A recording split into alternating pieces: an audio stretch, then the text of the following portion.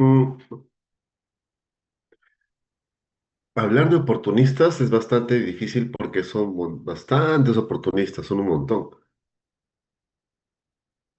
No es tan sencillo hablar de infecciones oportunistas en una sola clase, ¿no? Vamos a hablar de tres más características, pero sobre todo primero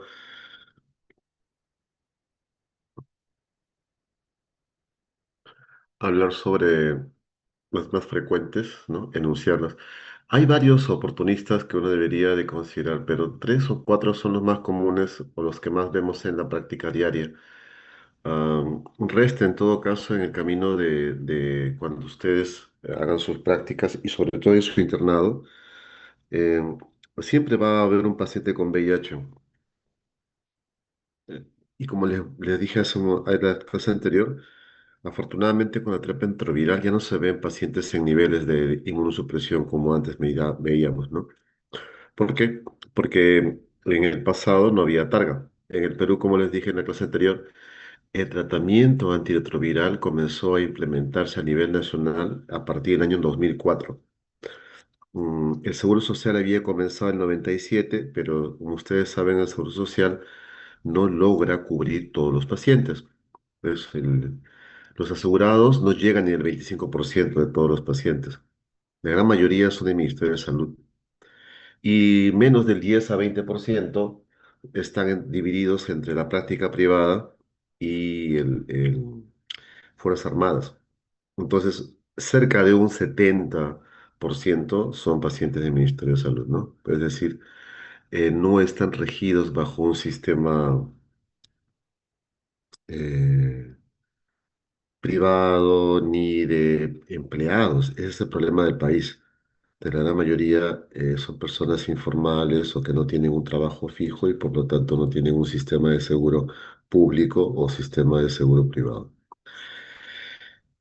Entonces, cuando se habla de implementar una política de salud, tiene que ser, se puede decir de que es más universal lo que se implementa a nivel nacional cuando es implementado por el ministerio para los hospitales del ministerio porque van a cubrir más cantidad de pacientes que normalmente se cubre, ¿no? Entonces esto comenzó realmente el año 2004 y luego del 2004 ha habido un rotundo impacto en la mortalidad, porque el tratamiento antirretroviral, como ustedes bien saben, provoca la elevación del CD4 y la caída de la carga viral. Si ustedes ven en la gráfica, miren, ustedes ven acá 200 CD4, que es la definición de SIDA. Debajo de esto uno habla de SIDA. Pero lo interesante es ver que cuando ya hablamos que estamos debajo de 200 CD4, miren ustedes todas las infecciones que pueden ocurrir. Cuando hablamos menos de 100, con más razón. Entonces, estas infecciones de la forma de presentación severa, ¿no? Muy sistémicas, no se va a ver en una persona como ustedes que tienen CD4 alto, ¿no? Entonces, en ustedes no. ¿Por qué? Porque sus defensas no permiten que el citomegalovirus y se ingrese al ojo, no permiten que el toxoplasma se active en el cerebro, no permite que el hongo que es el Pneumocystis provoque neumonía severa, ¿no? No permite, por ejemplo, que el virus JC provoque encefalitis, ¿no? Y degenerativa. Entonces, o leucoencefalopatía multifocal progresiva. La inmunidad no permite eso, pero cuando disminuye, esto puede ocurrir. Entonces, y sobre todo cuando tenemos menos de 200 o cuando más aún tenemos menos de 100. Si ustedes se ponen a mirar todas estas siglas, cuando hay menos de 100 hay mucho más oportunistas, ¿no? Mycobacterium avium, Pneumocystis jirovesi, citomegalovirus, toxoplasma, síndrome de consumo, Westing syndrome, leucoencefalopatía multifocal progresiva por virus JC, demencia, SIDA, linfomas, PSP, ¿no? Cándidas, criptococos, sarcoma de Kaposi, criptococo nuevamente, ¿no? Herpes zóster y herpes simplex. Entonces, hay una gran cantidad, y no son los únicos, porque también hay faltaba hablar tuberculosis, histoplasmosis. Pero todo esto ha cambiado cuando se da la terapia antirretroviral. Miren ustedes la curva de incidencia, ¿no? Por 100 pacientes año, ¿no? Cuando empieza el tratamiento, miren cómo cae. De todas las enfermedades que están asociadas a inmunosupresión, todas caen. Y esto es muy importante porque cuando disminuye la incidencia de la enfermedad oportunista, también disminuye la mortalidad. Entonces, el impacto de la terapia antirretroviral de gran actividad que se da en la actualidad, e incluso la biterapia, que eso no hemos conversado con tanto extensión, ha provocado que la incidencia, los nuevos casos por año de infección oportunista disminuya y por lo tanto la mortalidad también disminuye. Primer caso, ¿no? Este es un paciente, Juan, que tiene infección por VIH una semana. Estos casos yo generalmente los presentaba o los presento en las clases con los médicos que vienen de otro país, porque en Cayetano hay un curso que se llama Gorgas, que es un curso que se hace medicina tropical a médicos extranjeros, ¿no? Siempre presento tres casos tipo con la intención de que identifiquen, ¿no? Casos muy sencillos para poder discutir en todo caso la enfermedad. Entonces, Juan tiene una semana de infección o una semana antes de la infección, ingresó a la sala de emergencia presentando tos, disnea y fiebre de 3 semanas. Cuando ustedes hablan de síntomas respiratorios más de 2 semanas, ustedes tienen el denominativo de decir sintomático respiratorio, ¿no? Para el concepto clásico de la OMS y el concepto clásico de los programas, el Programa Nacional de Tuberculosis, toda tos por más de 2 semanas se considera sintomático respiratorio y en un país prevalente como el nuestro de tuberculosis, lo primero que hay que descartar es tuberculosis. Lógicamente, pueden existir otras posibilidades, como por ejemplo neoplasias, pacientes con cuadros de asma u otras infecciones subagudas a crónicas como los hongos, como histoplasmas, aspergillus. Pero lo que tenemos la obligación de descartar en el Perú primero es la tuberculosis, ¿no? Que es una de las patologías más comunes o de las infecciones más comunes acá en el Perú.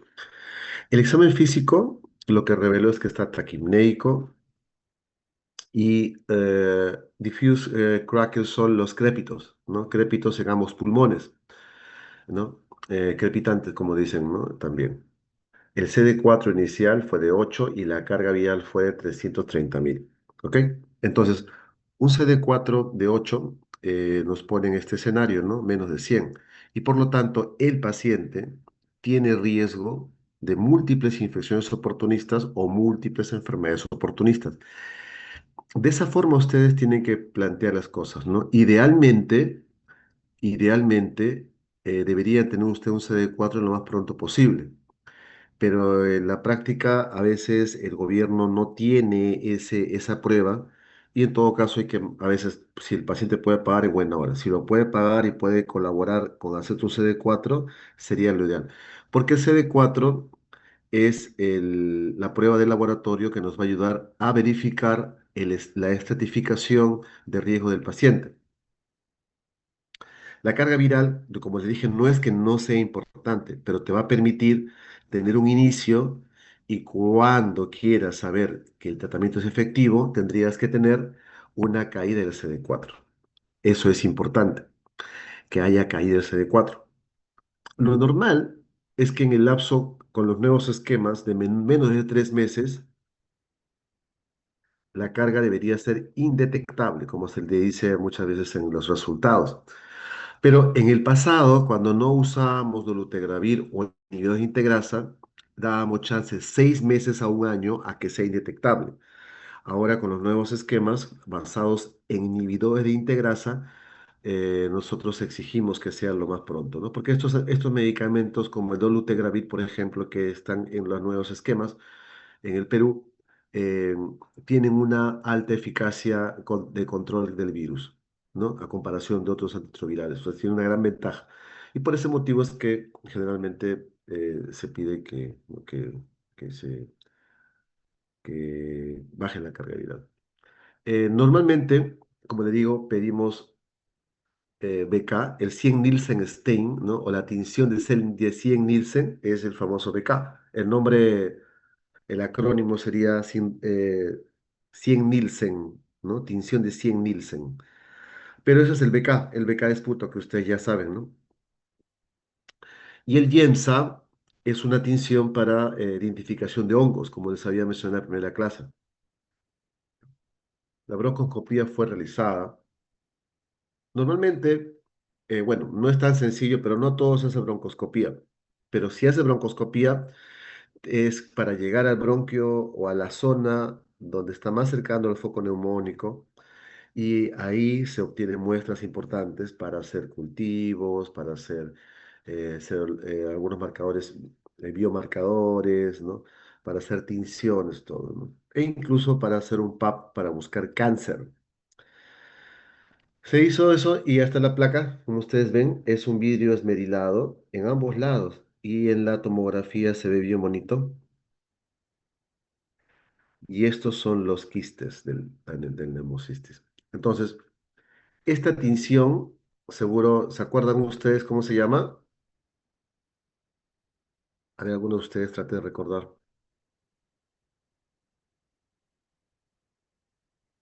¿Cómo se llama esa tinción? ¿Mm? ¿Alguien? A ver.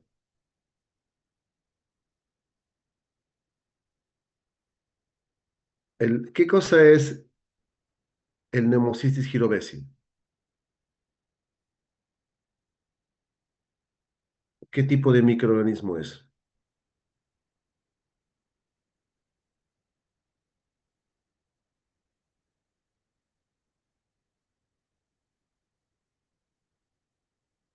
Mm.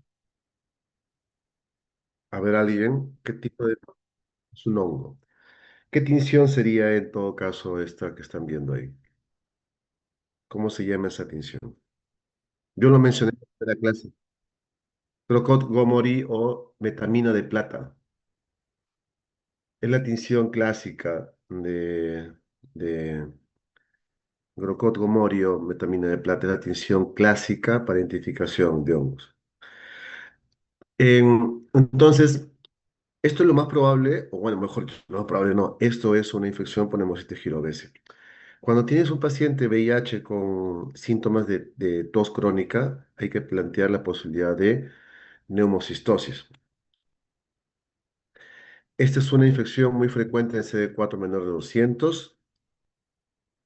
ah, Generalmente lo encontramos en el esputo, pero el mejor test es hacer un lavado bronquiolo alveolar.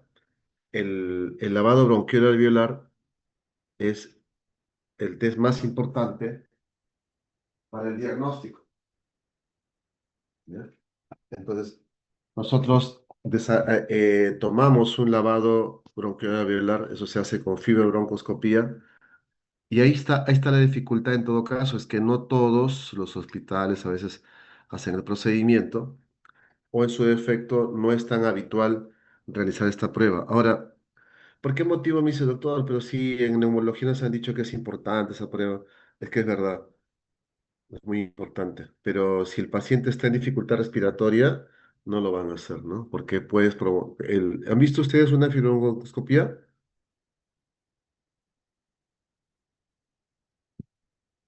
Chicos, ¿ustedes han visto una fibrobronco? Cuando lo vean, se van a dar cuenta que no es tan sencillo. Colocan un tubo rígido al bronquio. El paciente está semidespierto y hay una sensación de falta de aire espectacular. Se hace en una persona que tenga adecuada saturación, cuando está despierto, ¿no? Que tenga adecuada saturación y que no esté en dificultad respiratoria. Si la persona está en dificultad respiratoria con gran disnea, es de preferencia no hacerlo, porque pudiera ser que al meter el tubo y como está esforzándose para respirar bien, que se rompa los alvéolos y entre en neumotórax. Entonces no se permiten, ¿no? Muchas veces los pacientes que vienen con infección por Lister Girovesi en estadio SIDA vienen con franca dificultad respiratoria. Entonces, el lavado es el mejor procedimiento, pero no es tan fácil de realizar, ¿no? Una prueba de esputo para hacerle las tinciones de Yemsa o la tinción de Gomori. ¿Ya? Nosotros cuando tenemos personas que tienen menos de 200, pero por ejemplo no hay nada en el pulmón, se descarta tuberculosis y no hay ningún tipo de manchita, el paciente no tiene ningún distrés, le damos tratamiento profiláctico, o mejor dicho, profilaxis, no sé si es tratamiento, ¿no? Profilaxis, ¿no? Con Bactrim o con el trimetoprim sulfametoxazol, sobre todo en aquellas personas que tengan menos de 200, CD4. El tratamiento de elección es el trimetoprim sulfametoxazol. Normalmente lo que hacemos es lo siguiente. La dosis que utilizamos es de 15 a 20 por kilo de timetoprim. Las pastillas vienen de 800 sobre 160 o viene de 400 sobre 80. ¿Ya? Entonces, en los pacientes con neumocistosis, adultos, ¿no? Que es lo que yo más veo, sacamos la cuenta con de 15 a 20. Yo generalmente siempre pongo 15. 15 por ejemplo, 50, sería 750. Las tabletas vienen con trimetoprim de 160. Entonces sacamos 750 sobre 160, sale un promedio de 4 tabletas y media más o menos. Esa cantidad es la que le vamos a dar al paciente dividido en 3 dosis, ¿no? Uno tiende a darlo cada 8 horas. Si el paciente tuviera una, un FiO2, o no, una saturación de oxígeno, perdón, ay, un PO2 menor de 70, o sea, una presión arterial de oxígeno menor de 70, tienes que adicionarle tratamiento adyuvante con corticoides, ¿ya? Porque quiere decir que el paciente va a empeorar. Yo siempre me he preguntado por qué motivo ponen 70 y no ponen 60, que es el concepto de dificultad respiratoria. La respuesta parece muy sencilla, no está así descrita como está en los textos, pero es muy lógico. ¿Por qué motivo? Porque fácilmente el paciente con 70 de saturación pudiera en el camino llegar a hacer insuficiencia respiratoria y requerir ventilador. Entonces, es preferible dárselo antes de que llegue a 60, cuando realmente a veces ya no hay recuperación. Esta es la dosis que uno le da, los corticoides, ¿no? De dexametasona específicamente, ¿no? El tratamiento alternativo, prednisona, el tratamiento alternativo cuando sea alérgico al Bactrim, ¿no? Al trimetoprim sulfamethoxazol, o tenga algún tipo de indicación de no darle medicamento que cause anemia o tenga una alergia ya conocida, podríamos emplear clindamicina más primaquina, por eso es una buena opción, o pentamidina. Pero si ustedes me dijeran, doctor, ¿y esto es igual de eficaz? Yo le tengo que responder con la verdad que aparentemente no. Por lo tanto, es importante contar con Bactrim. Existen esquemas de desensibilización, eso ayuda un montón. Caso 2, ¿no? Carlos va a emergencia presentando dolor de cabeza y hemiparesia. A él le han diagnosticado a su mes VIH. No recibe targa ni profilaxis, nada. Pero tiene focalización, ¿no? O sea, dolor de cabeza y hemiparesia derecha. Es decir, el paciente tiene focalización. Cuando uno habla de focalización en neurología, tiene que plantear lo siguiente, que existe compromiso, no, en este caso no de hemiparesia, ¿no? Que existe compromiso a nivel cortical o en su defecto en la área subcortical, en la zona donde confluyen las raíces motoras, ¿no? ¿Recuerdan ustedes en la anatomía más o menos? Eso confluye, ¿dónde confluyen las raíces motoras? A ver, chicos, ¿dónde confluye la vía piramidal? A ver, ¿quién se acuerda de neuroanatomía? ¿Dónde confluye la vía este, piramidal? En la subcorteza, ¿dónde confluye? A ver, chicos,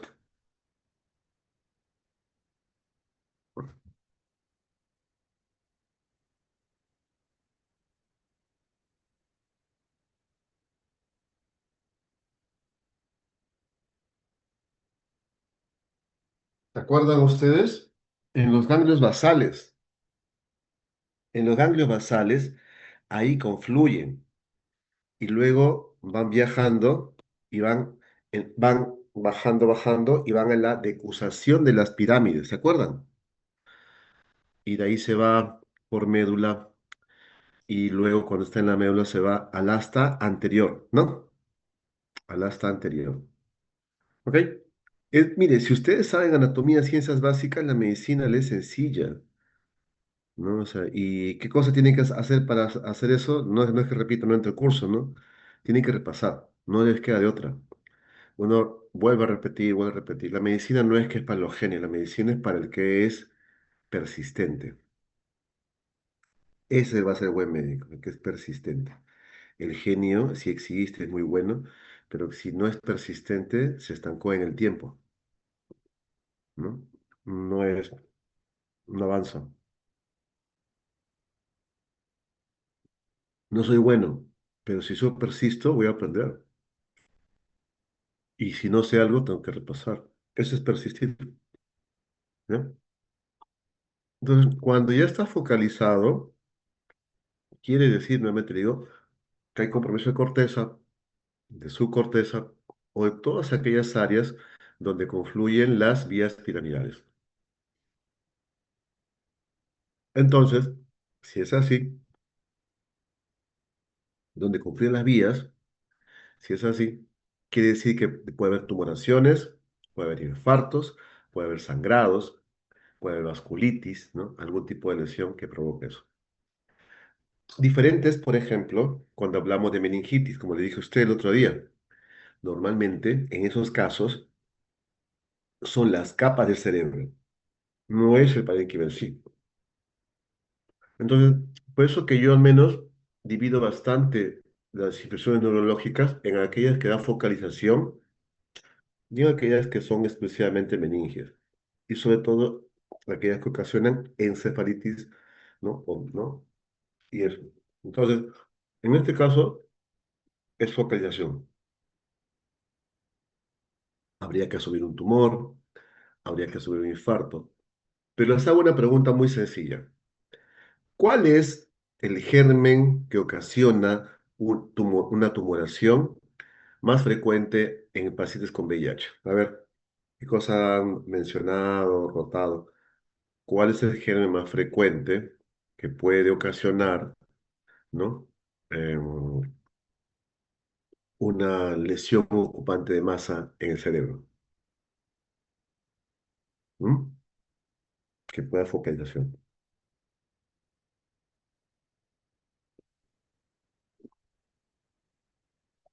Exacto. La primera opción, si ustedes tienen un paciente VIH en estadio SIDA que viene focalizado, primero se piensa en toxoplasma, segundo en tuberculosis y tercero en linfoma. Son otros diferenciales, no tiene pierde. Claro, después puedes considerar sífilis, que tenga algún infarto, que tenga un aneurisma, ¿no? Lo que fuere. Pero cuando estás en estadio SIDA, esos son los tres que deberías de considerar, ¿ya? Aparte de pensar en lo común, no es que el VIH solo tiene esos tres, tiene eso más lo que le da a cualquier persona.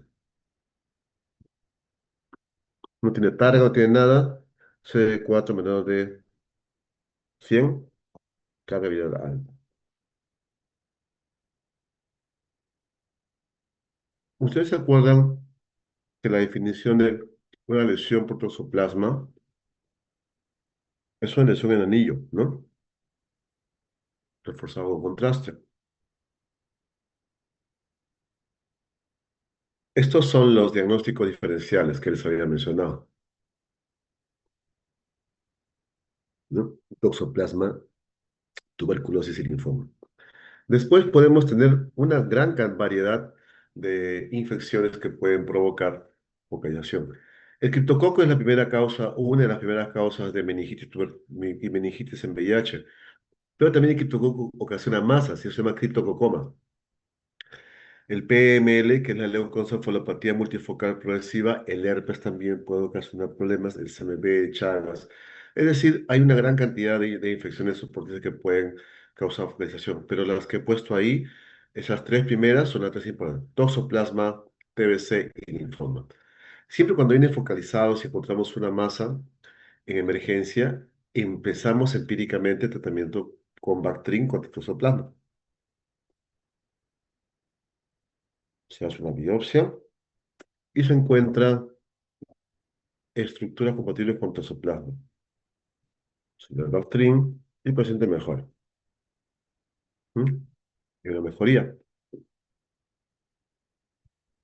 antes y después, ¿no? Toxoplasma es, como le dije, la infección neurológica más frecuente, sobre todo cuando es CD4 menor de 100. Cuando da toxoplasmosis a nivel cerebral, no da como que si fuera una infección inicial. El toxoplasma, cuando va al cerebro, generalmente es más una reactivación que una infección primaria. Mm, Importante es eh, tomar una resonancia o una tomografía. Idealmente resonancia, ¿no? Cuando tenemos la sospecha clínica, porque no vas a biopsiar a todos,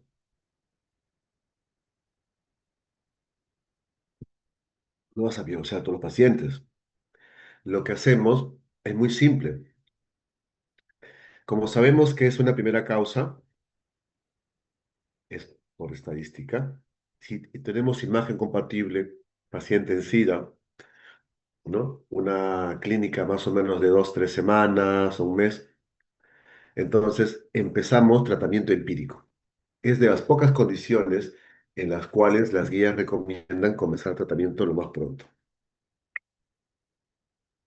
Cuando hablamos de pacientes con CD4 menor de 100, tenemos que dar profilaxis. Y la profilaxis no es que se da 2 tabletas, no, es solamente una tableta por día, ¿no? Diariamente. O a veces hay esquemas que han planteado una tableta interdiaria.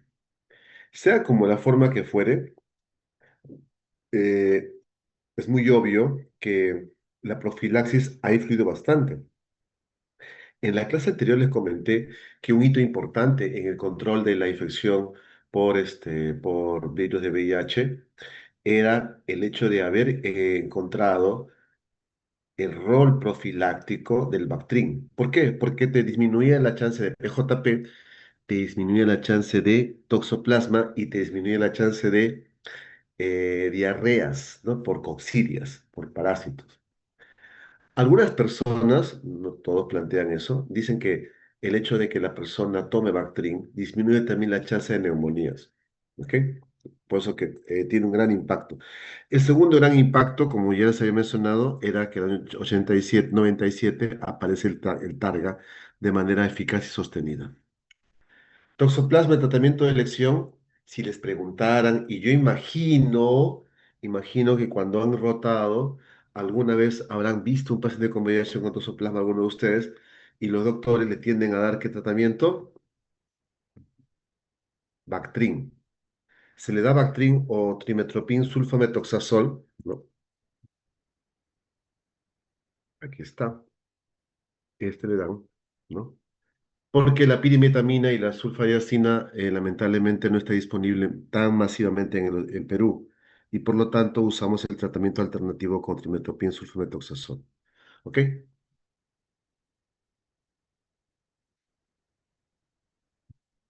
Después de 8 semanas se recomienda dar una vez al día. Eh, es rotundo, cuando es toxoplasma, la lesión baja, ¿no? Demora un poquito, pero baja, ¿ya? Caso 3. María va a la emergencia presentando 2 semanas de dolor de cabeza, náuseas y vómitos. 2 semanas ha sido diagnosticada de VIH. El CD4 inicial es de 25 y la carga viral es de 250. Si está menos de 200, es un paciente de SIDA. Y si tiene clínica, con más razón todavía está en SIDA. Entonces, un paciente que tiene cefalea tiene aparentemente signos meningios. Vean la tomografía, no hay nada, o sea, no hay masas. Por lo tanto, uno debería plantear que la lesión no está en el parénquima, probablemente está a nivel de las meninges y las capas. Se le hace un estudio de líquido, y esto es lo que se encontró, una presión de apertura alta. Normalmente, ustedes recuerdan, la presión de apertura está en promedio de 20 a 25, pasa a 25 es muy alto, esto es demasiado alto. Es leucocitos en 12, cuando hablamos de pacientes, por ejemplo, con hongos como criptococo, no se eleva tanto los valores de leucocitos y licocefalorraquídeo. Diferente es que esta infección, Dios mediante no quiera, le da a un jovencito ahí y como tiene buena respuesta inmunológica, es posible que haga más células, ¿no? Asimismo, también se ve disminución de la glucosa y las proteínas. La prueba importantísima cuando tienes líquido cefalorraquídeo, por favor, no se vayan a olvidar, tienen el líquido y lo pueden mandar a una prueba que se llama látex, de antígeno látex. Antígeno látex lo mandan y si es positivo y está resultado muy bien, ¿no? Es una oportunidad que no debes desaprovechar, ¿no? Porque después nadie se va a pulsar otra vez, ¿no? ¿Ok? Ese título de,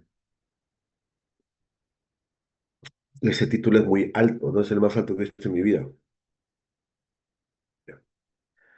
Eh, el Cryptococcus neoformans es un germen encapsulado, es un hongo que puede producir no micosis sistémica. Este hongo ingresa por vía respiratoria, hace neumonitis y luego se disemina por todo el cuerpo. Es posible que en infección por VIH está avanzado, no haya tanta inflamación y por lo tanto los pacientes pasan desapercibidos, ¿no? Hay que tener bastante cuidado. Eh, la mejor prueba, serológicamente, ¿no? Si le ponen por la sangre, es el antígeno látex, ¿no? El cultivo también tiene muy buena performance, ¿no?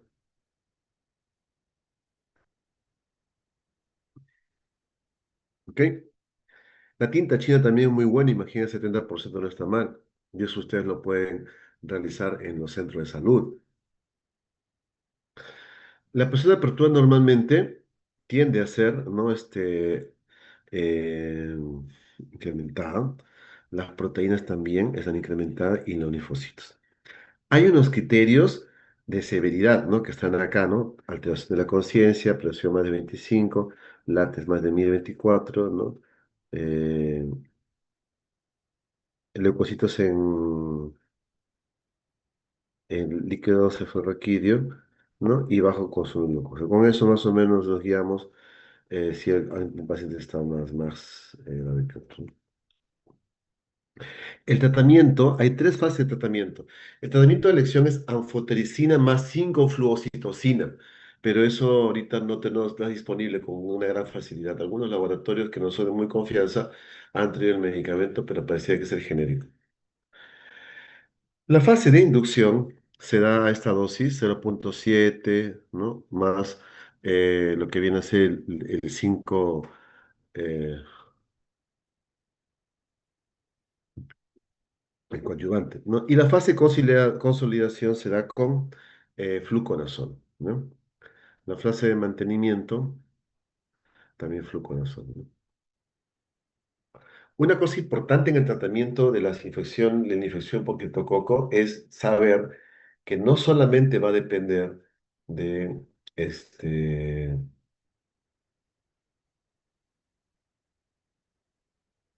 no solo va a depender, no solo va a depender del tratamiento, tratamiento con medicamentos. Para tratar de mejorar la sobrevida de estos pacientes de esta meningitis, se le da tratamiento antifúngico y se le da a la par ¿no? Que se le haga punciones lumbares periódicas, porque debemos de controlar la presión intra sistema nervioso. ¿ok? Entonces, la presión es importantísima porque si no controlas la presión, de nada vale tratarlo con medicamentos. El paciente puede morir enclavado, ¿no? E incluso en algunas oportunidades, como se eleva tanto la presión, hemos tenido que colocar, bueno, nosotros no, ¿no? El neurocirujano colocarle una derivación ventrículo-peritoneal, ¿no? Ok, esa es esa clase.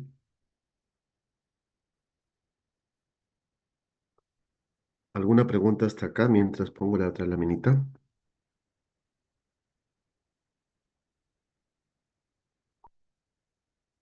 Ajá, ya. Entonces,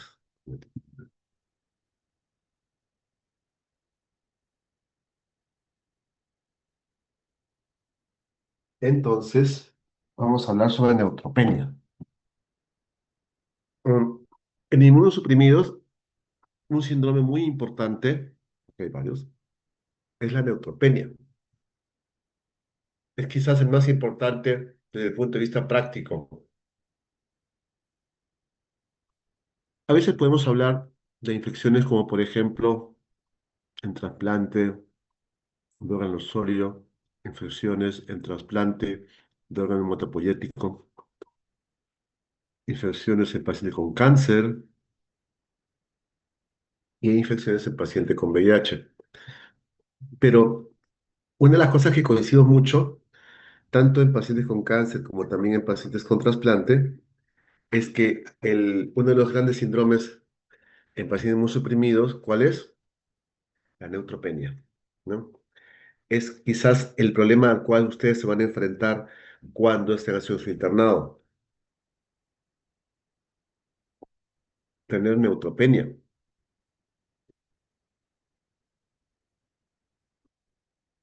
Ya. Es una emergencia oncológica. El hecho es que cuando ustedes tienen ese tipo de, por ejemplo, hoy día hemos tenido uno muy bonito, después le voy a explicar, ¿no?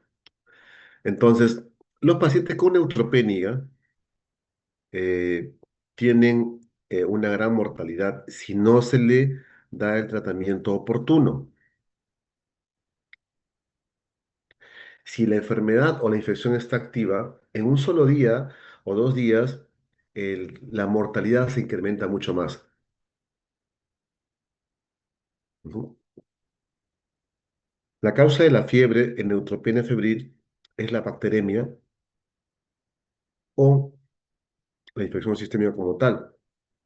A veces solamente nos abocamos a qué? A las bacterias y olvidamos que también otras personas con neutropenia pudieran hacer qué cosa? Hongos o fungemias o micosis invasiva.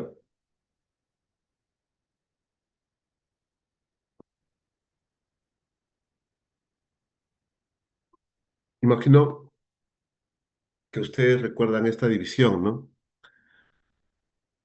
Inmunidad eh, innata, inmunidad humoral e inmunidad celular, ¿no? Eso ya ustedes lo deben tener bien claro. En la inmunidad mediada por neutrófilos es la que va a controlar de primera intención las infecciones bacterianas y las infecciones extracelulares y los hongos. Entonces, cuando el paciente está en quimio, lo que generalmente provocamos, puede pasar con otras series, pero provocamos la disminución de los neutrófilos. La quimio provoca eso, o algunos aplasios. Esas personas tienen más riesgo de estas infecciones. El mejor ejemplo de la alteración de la inmunidad para el linfocito T es el VIH. El VIH le encanta el linfocito T CD4. ¿Ok?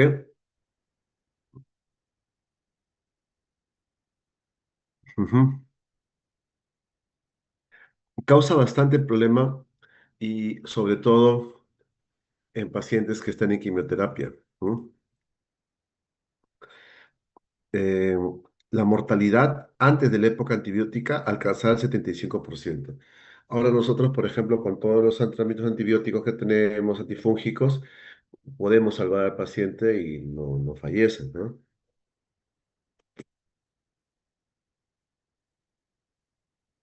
Dentro de la microbiología de las bacterias, es importante que ustedes tengan en cuenta, que generalmente, eh, los gérmenes gram negativos y los gérmenes gram positivos son los más frecuentes, ¿no?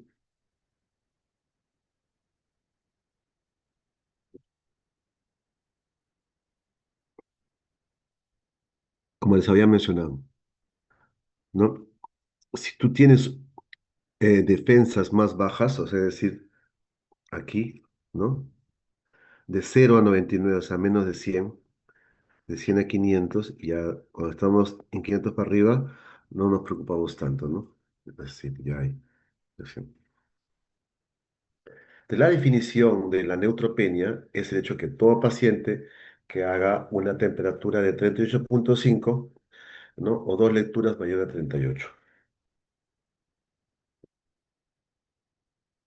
Neutrófilo menor de 500, ¿no? Generalmente las bacteremias ocurren un 15% en pacientes con tumores sólidos, pero si hablamos de pacientes oncomatológicos, 80%. Hoy día, con el doctor Díaz, Nelson Díaz, hemos tenido una señora que tiene diagnóstico ya de linfoma. Ha recibido un montón de, ya de, de radioterapia, ¿no? Pero justo hizo fiebre. Y al hacer fiebre tomamos una tomografía y encontramos una masa en el pulmón que no tenía 3 días antes. No sé por qué motivo alguien le tomó dos tomografías, es decir, cuando comparabas, no tenía eso, esa lesión con esa cavidad. Y por lo tanto tuvimos que nutrición en hongo. Le hemos arrancado voriconazol, que es un antifúngico sistémico diseñado para aspergillus. Normalmente el hongo más frecuente en Perú que ocasiona otros problemas es el aspergillus. No quiere decir que no hay fusarium, que no hay mucor, ¿no? Ujú. No. Aquí. Mm, Entonces, ¿qué patógenos están aislados en aquellos pacientes con neutropenia febril? Una gran variedad de gérmenes, ¿no? Pero una cosa interesante es ver los estafilococos cuando son negativos y ver los aureus, ¿no? Siempre es mayor, ¿no? Mm, ¿Por qué motivo mm, debemos tener bien claro qué genes pueden ser? Siempre los gran positivos tengan mucho miedo al estafilococo áureo. Es un goleador, por así decirlo. Si usted le dan un espacio, te puede matar al paciente en un día, ¿ya? Y por ese motivo es importante la cobertura empírica. Si tú le dejas a un oncólogo, ya le hubiera colocado vancomicina, perdón, meropenem. Nosotros tratamos de racionalizarlo para luego no tener problemas en el futuro. Pero ya vienen pacientes así, ¿no? Y hay que asumirlo, ¿no? ¿Ya? Entonces, de los gram negativos, tenemos al E. coli y la Klebsiella pseudomonas, son las más frecuentes, ¿ya? En- ya que viene un comentario, que lamentablemente no tenemos muchos armamentos terapéuticos ni para gram positivos ni para gram negativos. Entonces, el estafilococo coagulosa negativo es uno de los más frecuentes junto a las enterobacterias, ¿no? Y las pseudomonas, esa no tiene a ser muy frecuencia en esta clínica, ¿no? El gran problema para nosotros siempre es el hecho que las bacterias sean resistentes, por ejemplo, que tengan BLES, sean resistentes a VAN, el enterococo resistente a VAN, estafilococo resistente a meticilino, antifúngicos, ¿no? Resistentes a fluconazol como el Cruzay y el Glabrata. Entonces, el escenario es más amplio de lo que uno considera, ¿no? Los hongos raramente son identificados o son considerados de inicio, sí, pero es importante tener los tiempos, ¿no? Si el paciente no mejora con la cobertura antibiótica empírica que les has dado por la neutropenia febril en el lapso de 48 a 72 horas, ahí sí hay que considerar a los hongos como una buena opción, ¿no? O que hay una lesión característica, como en este caso, no tenía lesión y en 3 días se hizo un hueco, ¿no? En su pulmón. Eso no es normal. Ya. Aspergillus generalmente puede causar infecciones severas, ¿no? Ahí estamos a nivel de senos paranasales, ¿no? Eso. Hay varias categorización o scores para categorizar, ¿no? Para decir cuándo un paciente con neutropenia febril debería de ser hospitalizado o tratado, ¿no? El MASC, que es el que más empleamos, el CAN no lo hemos empleado mucho, el MAS sobre todo. Pero lo otro es que eh, en un paciente neutropénico, ¿no? Lo que hay, aparte de ver la neutropenia, hay que ver otras comorbilidades, como menciona en la lámina, ¿no? Entonces, la confección de una terapia empírica depende de la clasificación del MASC. Cuando tienes un MASC, ¿no? ah, mayor de 21, identifica un grupo de bajo riesgo, ¿no? Como tal, ¿no? Es un estudio o es un score muy, muy conocido. eh,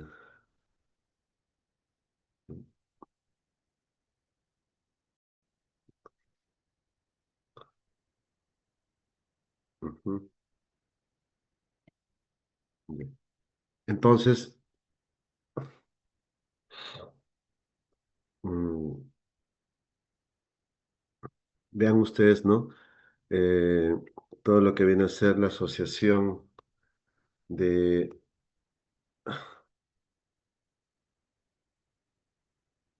cuidados paliativos, ¿no? El paciente con bajo riesgo, o sea, más mayor de 21, realmente no hay mucho que decir, ¿no? ¿No? Paciente de riesgo intermedio de 19 a 20, ¿no? El paciente es con riesgo alto, ¿no? Menos de 15, ¿no? Ajá.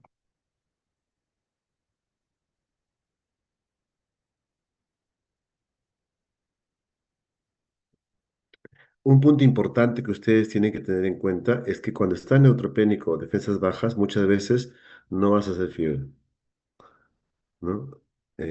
Por miedo a que les hagan algo, ¿no? Entonces, muchas veces no hay fiebre, eso hay que recordarlo, como le dije una vez, ¿no? Hay que pensar en el síndrome febril. La temperatura es parte del síndrome febril, no es todo el síndrome febril. Entonces, que tengas, por ejemplo, escalofríos, que tengas sudoración, ¿no? Que tengas sensación de malestar, eso te hace taquicardia, eso te hace un síndrome meningio. Entonces, tiene todo lo demás síntomas, pero no tiene que ser la temperatura, así que con eso no hay que preocuparse. Dependiendo del sitio de infección, ustedes tienen que hablar al paciente. A ver, perdón, acá dice, un momentito. Yo creo que ustedes no nos han dado cuenta de que no avanzan las láminas, ¿no?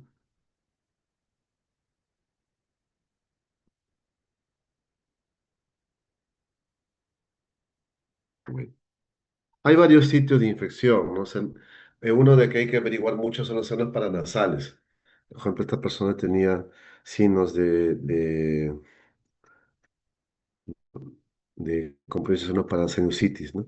Entonces, también buscar en cavidad oral, en respiratoria, dispositivos que pueda tener el paciente, ¿no? Todo eso. Es importante que hagan una evaluación global.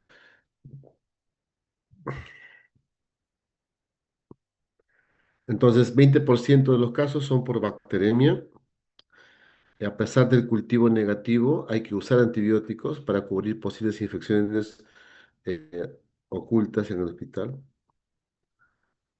Em, Ujú. Ok, entonces, em, el problema con en cualquier tipo de escenario, sea neutropénico febril o no, es con la pseudomonas aeruginosa, porque si es resistente no tenemos muchas opciones.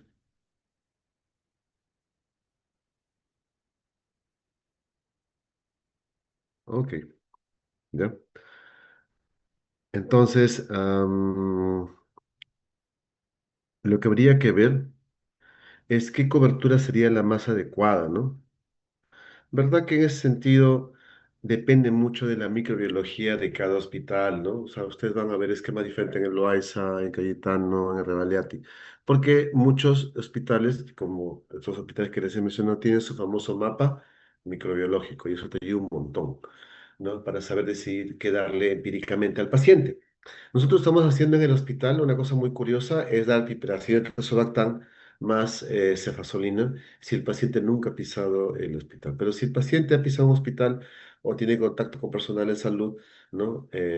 Ahí sería piperacina tazobactam más vancomicina. Es una buena opción.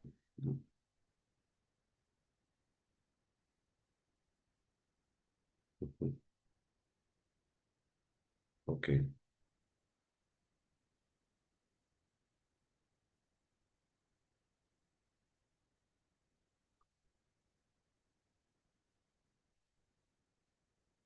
Infecciones por gran positivos. Como les dije, lo que tienen que ver es si es MRSA o no, ¿no? Ahí tenemos estafilococos, tenemos estreptococos, ¿no? Todos ellos son gérmenes gram positivos que pueden dar complicaciones, ¿no?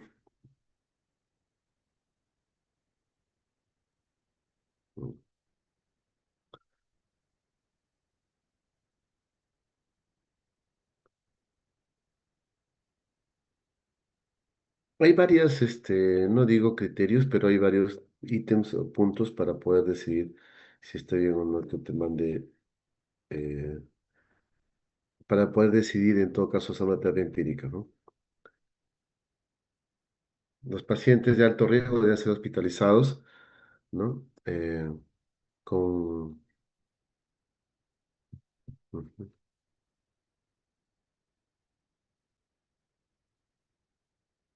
eh,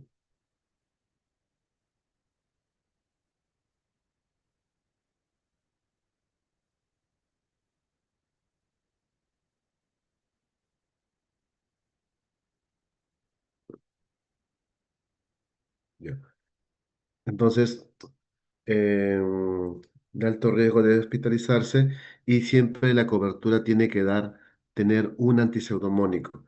Recuerden, por ejemplo, cefepime actúa como antiseudomónicos, piperina ceftriaxone, carbapenems y en este caso también, por ejemplo,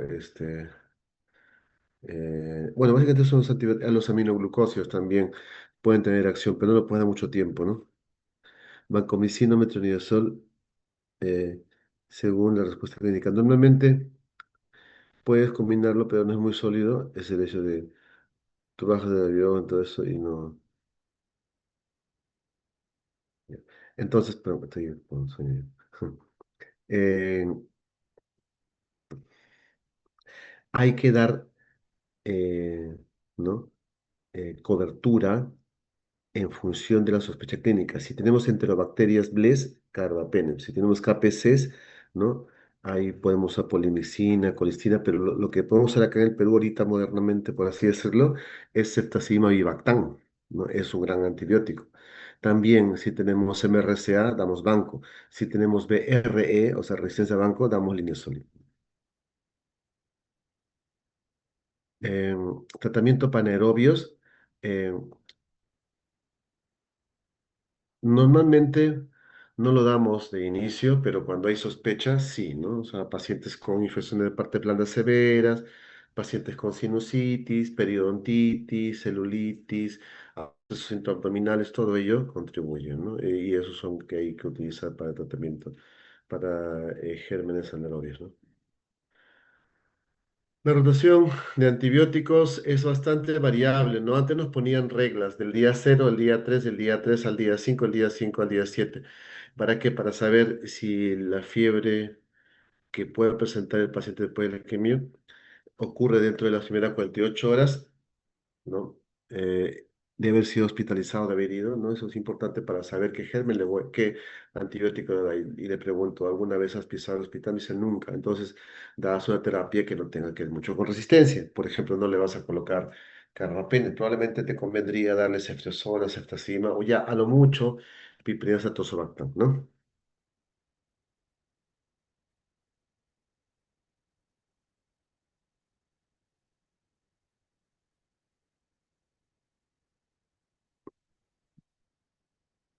Ya.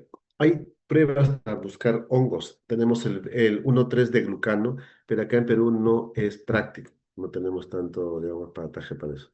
Pero sí tenemos galactomannan. El galactomannan también se puede emplear para búsqueda de honguitos, ¿no?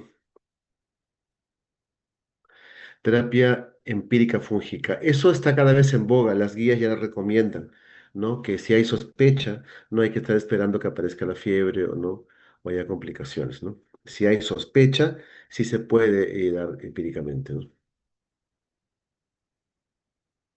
Mm, ya. Entonces, normalmente en terapia fúngica podemos dar anfotericina B hidroxicolato o la anfotericina liposomal, ¿no? La liposomal, sobre todo que está en el país, vale caro, pero sí vale la pena. Eh, Mm, la guía en la actualidad recomienda que deberíamos de comenzar lo más pronto posible terapia antifúngica, ¿no? Entonces, las terapias que ustedes, ¿no? Aprecian el orden, ¿no? O la cantidad de duración es bien variable, ¿no?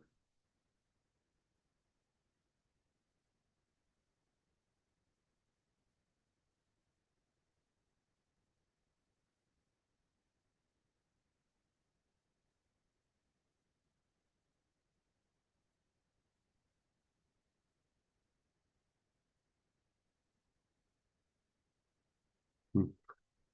Entonces, el tiempo de tratamiento, ¿no? Va a variar en función del foco, ¿no? Y en función de la recuperación de la neutropenia, porque es posible que me digan que el paciente está en neutropenia, ¿no? ¿Qué tiempo durará en la neutropenia? ¿No? Eso sí, bastante variable. Muchas veces los pacientes en el INEM tienen varios días de tratamiento antibiótico, ¿no? Eh, Acá viene un comentario muy curioso, ¿no? Cuando un paciente con neutropenia llega al hospital, tú no sabes cuánto tiempo ha estado en neutropenia, ni el paciente mismo lo sabe. Es bien variable decir que ahora viene con fiebre y decir, bueno, mira, posiblemente se infectó hace 2 días. Y eso no es verdad, ¿no? Es bien difícil de establecer. Pero si hay fechas o tiempos, ¿no? Del día 0 hasta el día 3 y del día 3 al día 5 si no hay mejoría, podríamos agregarle en ese momento el tratamiento antifúngico. Hay gente que dice a partir del cuarto, tercer, pero la cosa es que eh, hay que establecer los tiempos. Día 0, antibiótico, no pasa nada. Al tercer día, no me hace nada y no varía nada. Entonces hay que quizás probar el tratamiento empírico contra hongos. ¿Por qué motivo hacemos tratamiento empírico contra hongos? Porque hacer tratamiento dirigido es bien difícil. Ujú, ok,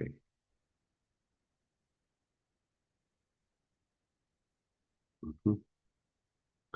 Aquí, bueno, para que ustedes vean en todo caso, ¿no? Cuál es el resultado del tratamiento empírico, ¿no?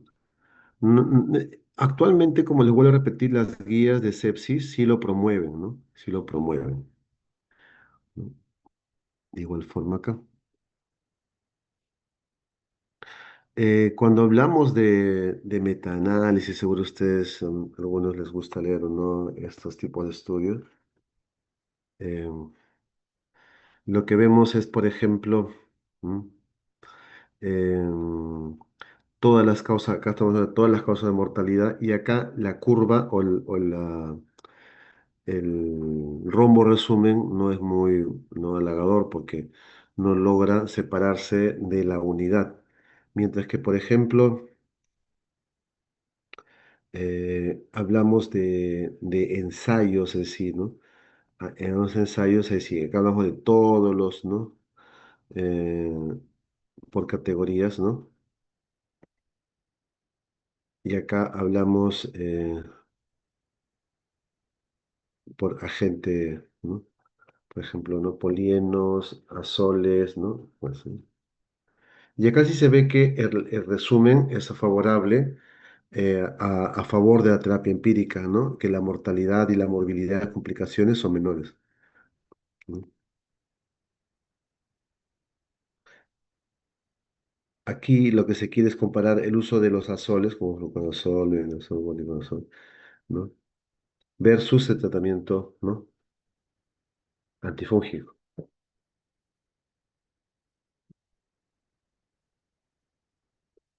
Ok.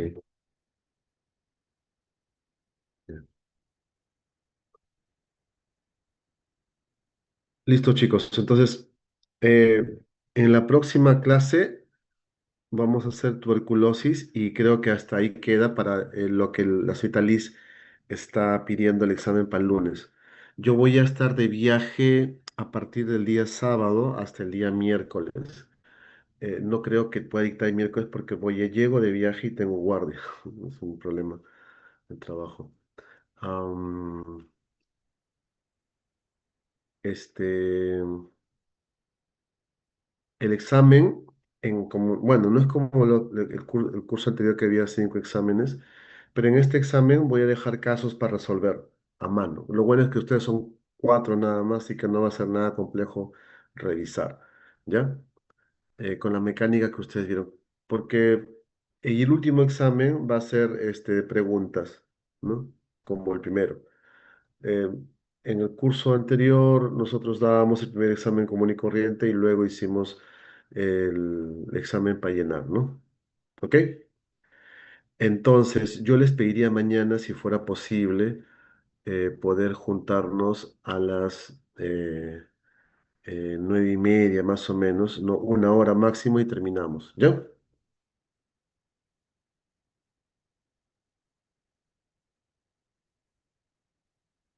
9:30.